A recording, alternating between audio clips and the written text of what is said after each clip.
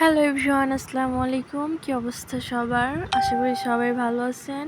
তো আমি আজকে আমার পিসুর জন্য মাছ নিয়ে চলে আসছি, আর তার সবথেকে পছন্দের খাবার এটা। এই তো সে মাছ দেখেই চলে এসেছে, আর যদিও সে কাঁচা মাছ খায় না, তারপর এখানে দেখে সে মুখ লাগাচ্ছে। আর আমি ওকে এখানে বলছিলাম আসলে যে আমি তোমাকে এখনই মাছ ভেজে দিব, তারপরে মজা করে খেও। তারপরে তো তার জন্য মাছ ভাজবো আমি এখন, যদিও সবগুলো ফ্রিজে রেখে দিয়েছি। একটা মাছই ওকে ভেজে দিব, প্রতিদিন একটা একটা করে বের করে ভেজে দিব।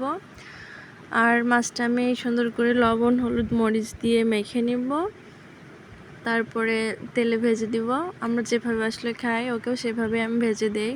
যদিও সে ভাজা মাছ রান্না মাছ সবই খায়, তবে ভাজা মাছটাই বেশি পছন্দ করে। আর যেহেতু এগুলো শুধুই ওর জন্য আনা হয়েছে, তাই আমি ওকে এগুলো একটা একটা করে ভেজেই দিব। তো মাছটা এখন রেডি। আমি তেল গরম করে নিয়েছি, আর এই তো গরম তেলের মধ্যে মাছটা সুন্দর করে উল্টে পাল্টে ভেজে নিব। সে কিন্তু খাওয়ানে খুব বেশি জ্বালায় আমাকে, মানে কি বলবো, আমার ছেলেটাও এত জ্বালায় না যে পরিমাণে ও জ্বালায় খাওয়া নিয়ে। তো এই তো আমার মাছটা প্রায় ভাজা শেষ।